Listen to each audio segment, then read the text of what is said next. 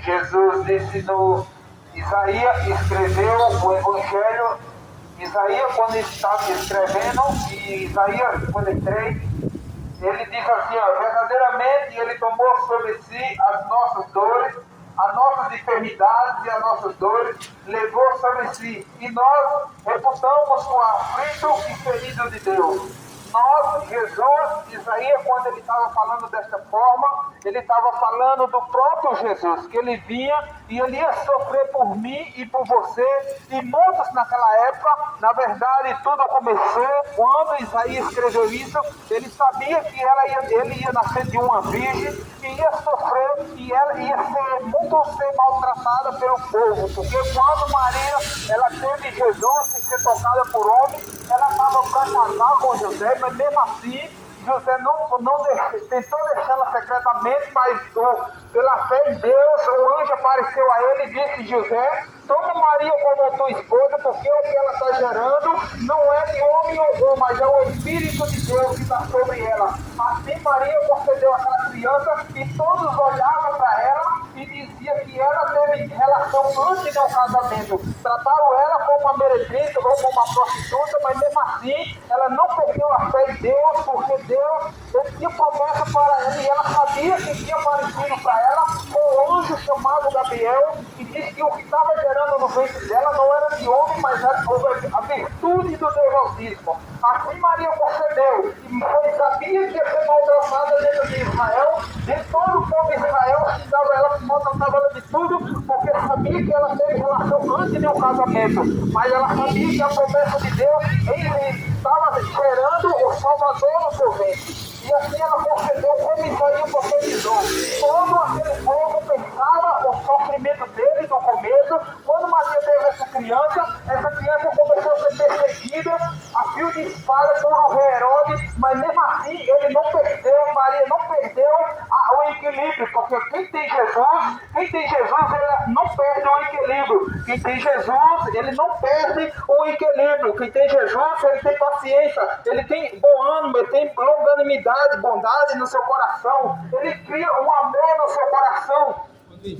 Ele cria um amor no seu coração. É Deus que manda, é Deus que é amor. Ele envia o amor no nosso coração. Porque se você não tem bondade no seu coração, você não gosta. Porque louvado seja o nome do Senhor. E Maria foi maltratada por muitos e muito tempo, até aquela criança nascer. Foi oprimido. Ele foi oprimido e humilhado por todos. Todos olhavam para ele. Ele não tinha, o próprio Isaías vai escrever, e ele não tinha formosura nem parecer. Todos nós olhando para ele, nós era homem desprezado por todos. Jesus era desprezado por todos, e todos pensavam que ele estava carregando isso pelos seus próprios pecados, mas ele carregava toda aquela culpa, não era dele, mas era nosso pecado.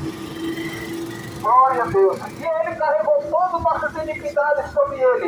Ele veio homem sem aparência, homem sem formosura, mas ele veio pelos nossos pecados. Ele não veio com a sua beleza como nós vemos no filme, como nós vemos nas imagens de esculturas feitas por mãos humanas. Deus, ele não veio belo daquela forma, mas sim, ele veio cheio do poder de Deus para que possa salvar todos nós do pecado, para que nós saíssemos do pecado e vivêssemos uma vida sincera com Cristo Jesus. Todo mundo olhava para ele dentro de Israel e via que ele pensava que ele estava carregando o seu próprio pecado, mas não, ele estava carregando os nossos pecados. Assim você vê que o Herodes, quando perseguiu aquela criança, Maria corre para o Egito para ele não ser morto. Passa cerca de tanto tempo no Egito, quando volta, mesmo assim ele passa 40 anos no deserto, já passando sofrimento por mim e por você. Fugindo do povo, ele mora numa cidade de prostituição, chamado Zebulon, nos confins de Zebulon. Jesus passa morando a sua vida inteira lá, até seus 29 anos,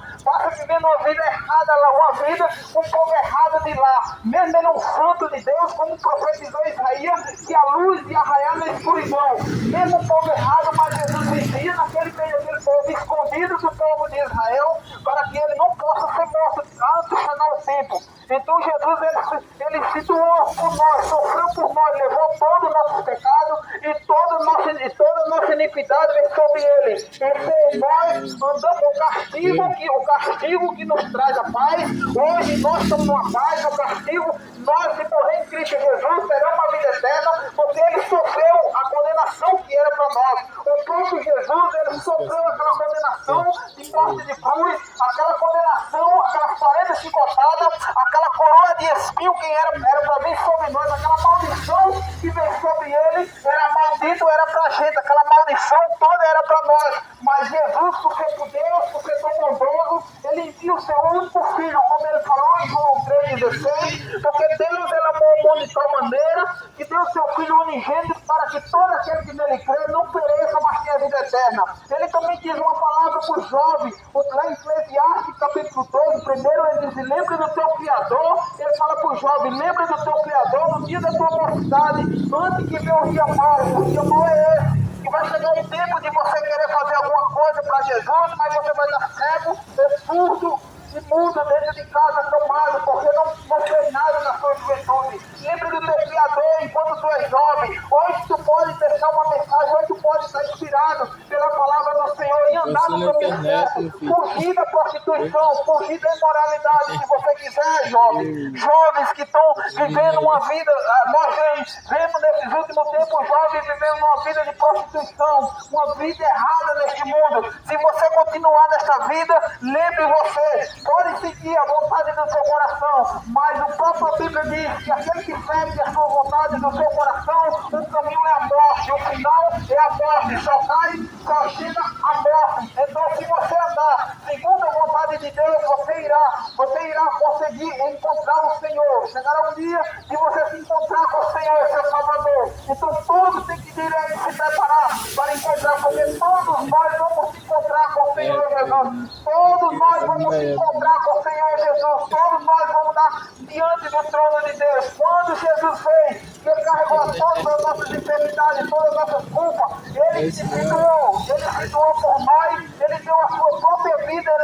Ele não quer saber o tamanho do seu pecado. Ele não quis saber, porque Jesus, quando o Evangelho de João 11:28, ele diz: vinde a mim todos que estão cansados e oprimidos, e eu vos aliviarei. Ele falou: todos que vivem na prática do pecado, todos que vivem na prática do pecado, se arrepender do seu pecado, encontrar o Senhor, se arrepender de todo o coração, como se diz em 1 Crônicas, capítulo 7:14, se o meu povo que me chama pelo meu nome se humilhar e orar e se arrepender dos seus pecados, então do céu eu verei e arrependerei os pecados dele, sararei a sua terra. Então é necessário, jovem, que você deixe o mundo das drogas, deixe esses vícios nojentos, que você vai alcançar a morte e a perdição. Você vai perder o privilégio de conhecer o próprio Jesus, e no dia do juízo final, o juízo não é sem misericórdia.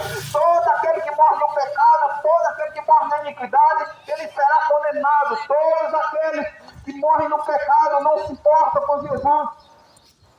Aleluia, glória a Deus. É necessário que você reconheça Ele como Salvador da sua alma. É necessário que você reconheça Ele enquanto é cedo, jovem. Saia da imoralidade. Procure obedecer ao seu pai. Procure obedecer à sua mãe.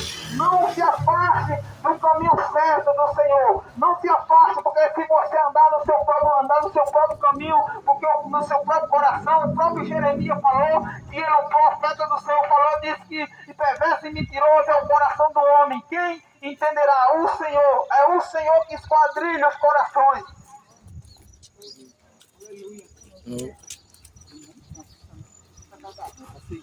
Glória.